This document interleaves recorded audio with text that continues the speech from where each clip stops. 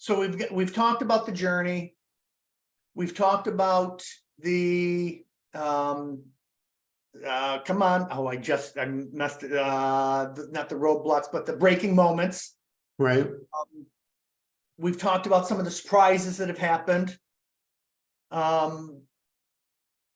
For, once somebody is through that awareness phase, through those phases, and now they have ownership, what are some of the results of, for that rising generation, once they have ownership? What were some of the feelings and what were some of the things that, you saw through that? There's really an important insight that comes out of that question, which is a lot of people, a lot of business families encourage the next generation, and it can go the opposite way, but a lot encourage them to come into the family business.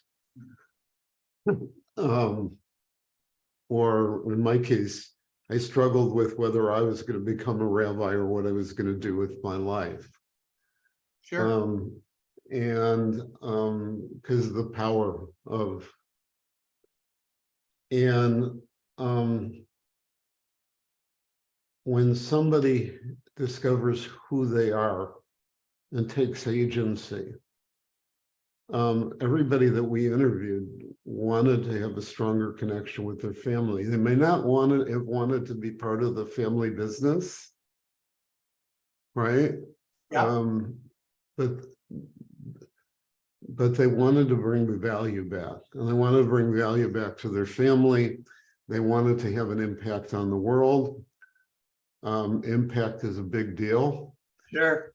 We could do a whole show on impact and what impact means.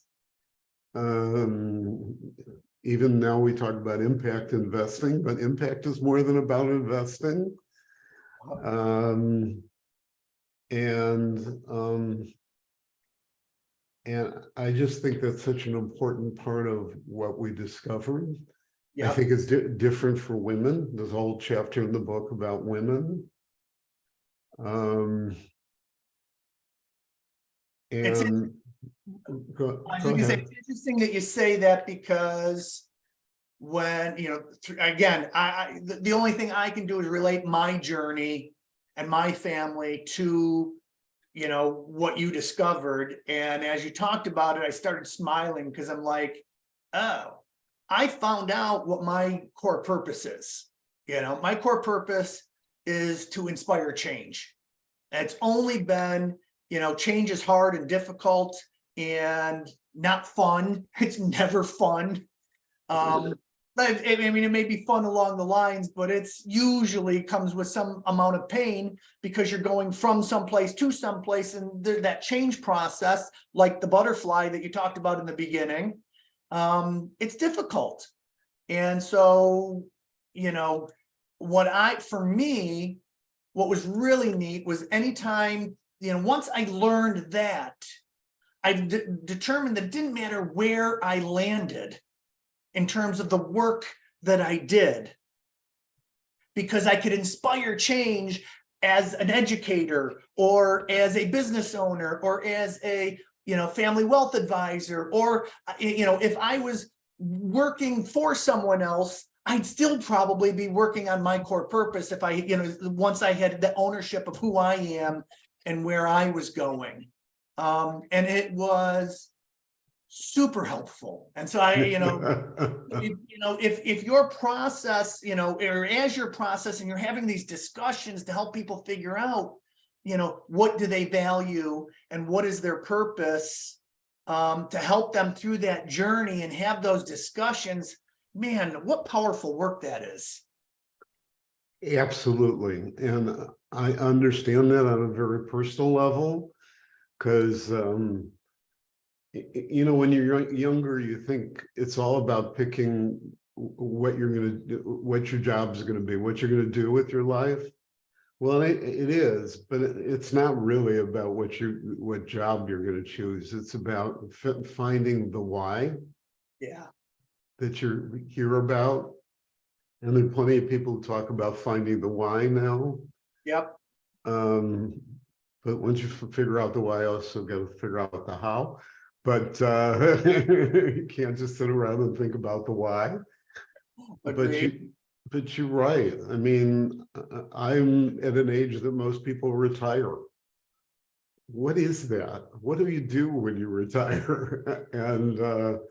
And so didn't learn how to play golf. I have to do something with my life. And my part of my journey fits in with who I am. And it's about wanting to make a difference. Good. You know, I just was reading an article earlier this morning that was all about the 7 ways to stave off Alzheimer's and dementia. And one of the top ones was to always be learning something new. So, you know, retirement, I think is going to become more and more a thing of the past. And we're going to be talking about not retiring from, but retiring to. So, you know, maybe you retired from a practice one time and now you're an author and it's a whole nother chapter in your book of life, you know?